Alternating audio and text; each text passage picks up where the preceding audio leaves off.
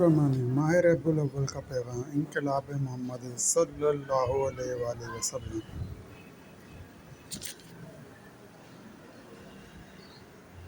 ماہ ربیع الاول کا پیغام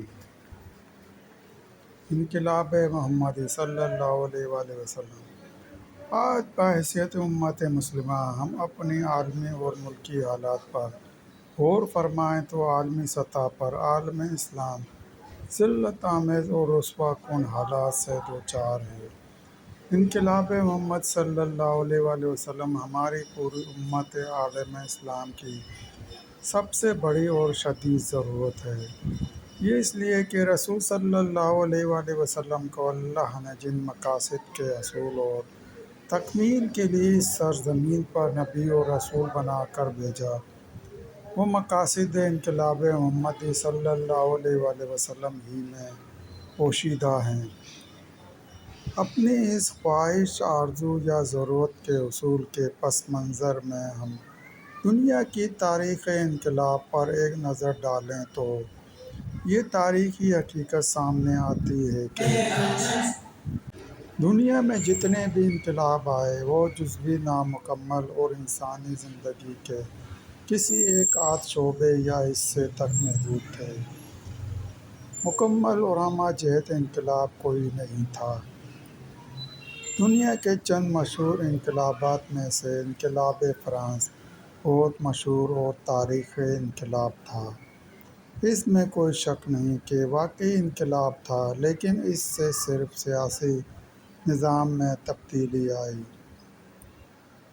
زندگی کے دیگر شعبے اس کے ثمرات سے محروم رہے۔ دوسرا بہت ہی مشہور انقلاب انقلاب روس کا بالشویک انقلاب تھا۔ یہ بھی ایک جزوی انقلاب تھا، مکمل اور ہمہ جہت نہیں تھا۔ اس سے صرف معاشی نظام تبدیل ہوا۔ ایسا ہی معاملہ دیگر انقلابات زمانہ کا ہے۔ لیکن دنیا کا واحد جامع ترین، کامل و اکمل ہمہ جہت انقلاب تاریخ میں صرف اور صرف تاجدار ختم نبوت محمد مصطفیٰ صلی اللہ علیہ وآلہ وسلم کا لایا ہوا انقلاب محمدی صلی اللہ علیہ وآلہ وسلم ہے۔ انقلاب محمدی صلی اللہ علیہ وآلہ وسلم انسانی زندگی کے کسی ایک گوشے یا شعبہ حیات تک محدود نہیں، بلکہ پوری انسانی زندگی کو محیط اور زندگی کے ایک ایک گوشے کو بدل دینے والا، ہر شعبہ حیات پر اثر انداز ہونے والا اور دنیا کے تمام انسانوں کے لیے ہر دور اور ہر زمانے کے لیے ہے۔ ایک ایسا انقلاب جس میں ہر چیز بدل گئی، مذہب بھی بدل گیا اور عقائد بھی بدل گئے۔ مذہب تبدیل ہو کر دین بن گیا اور عقائد توہمات سے بدل کر عقائد بن گئے۔ رسومات بھی بدل گئیں، سیاسی نظام بھی بدل گیا، معاشی نظام بھی بدل گیا، معاشرت بھی تبدیل ہو گئی اور عدالت و انصاف کے اصول و قوانین بھی تبدیل ہو گئے۔ انقلاب محمدی صلی اللہ علیہ وآلہ وسلم نے صرف انسانی دنیا ہی کو نہیں بدلا، بلکہ خود انسان کو، پورے کے پورے انسان کو، اجتماعی انسان کو اندر سے بدل دیا۔ جو لوگ جانوروں کو پانی پلانے پر ایک دوسرے کی جان لے لیتے اور انسان خون کے دریا بہا دیتے تھے، وہ ایسے بدل گئے کہ اپنے بھائی کو پانی پلانے کی خاطر اپنی جان قربان کرنے والے بن گئے۔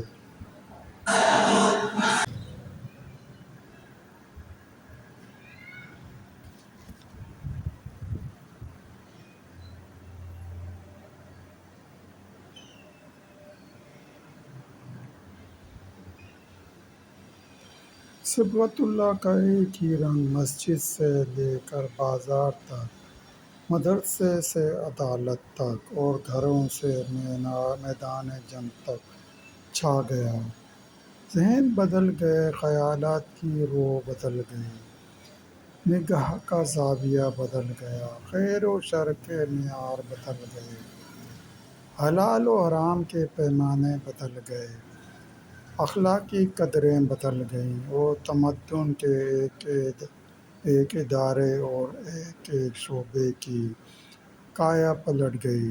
اس پوری کی پوری انقلابی تبدیلی میں، جس کا دائرہ ہمہ گیر تھا، ایک سرے سے دوسرے سرے تک، خیر و فلاح کے علاوہ کچھ نہیں ملتا۔ کسی گوشے میں شر نہیں، کسی کونے میں فساد نہیں، کسی جانب بگاڑ نہیں، ہر طرف بناؤ ہی بناؤ، تعمیر و ارتقاء ہے۔ در حقیقت رحمت للعالمین صلی اللہ علیہ وآلہ وسلم کے ہاتھوں انسانی زندگی کو نشاط ثانیہ حاصل ہوئی اور رسول صلی اللہ علیہ وآلہ وسلم نے ایک نظام حق صبح درخشاں سے مطلع تہذیب کو روشن کر کے دور تاریخ کا افتتاح فرمایا۔ یہ اتنا بڑا کارنامہ اور اتنا عظیم الشان انقلاب ہے کہ اس کی دوسری مثال دوسری جگہ نہیں ملتی۔ محسن انسان نعیم صدیقی 34۔ یہی مقصد امت رسالت ہے۔ اللہ نے اسی مقصد کی تکمیل کے لیے اپنے رسول صلی اللہ علیہ وآلہ وسلم کو دنیا میں مبعوث فرمایا۔ دوستو، ماہ ربیع الاول میں جشن آمد رسول صلی اللہ علیہ وآلہ وسلم مناتے ہوئے پوری امت کو بعثت محمدی صلی اللہ علیہ وآلہ وسلم کا یہ مقصد خداوندی پیش نظر رکھنا ازبز ضروری اور ہر حال میں لازم ہے کہ یہی امت کی ذمہ داری اور اولین فریضہ ہے۔ اللہ تعالیٰ نے قرآن کریم میں اپنے رسول صلی اللہ علیہ وآلہ وسلم کا یہ مقصد بعثت 3 مرتبہ دہرایا۔ سب سے پہلے سورہ توبہ میں مقصد بعثت رسالت کو یوں بیان فرمایا۔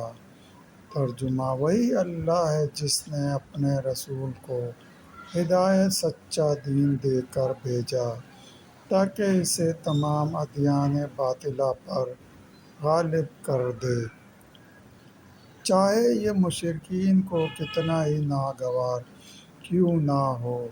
اسی مقصد بعثت رسالت صلی اللہ علیہ وآلہ وسلم کو سورہ فتح میں دہراتے ہوئے فرمایا کہ وہی تو ہے جس نے اپنے رسول صلی اللہ علیہ وآلہ وسلم کو ہدایت و دین حق کے ساتھ دنیا میں بھیجا تاکہ وہ اسے ہر دین پر غالب کر دے، اور اللہ کی گواہی کافی ہے۔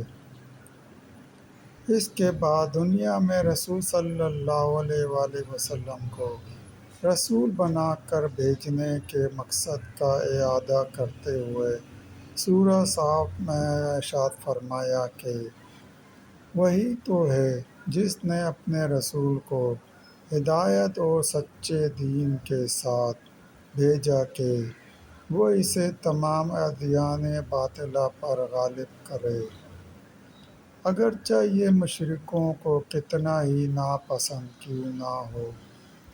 بعثت رسول صلی اللہ علیہ وآلہ وسلم کا یہی مقصد جشن آمد رسول صلی اللہ علیہ وآلہ وسلم بھی ہونا چاہیے۔ یہی ماہ ربیع الاول کا پیغام ہے۔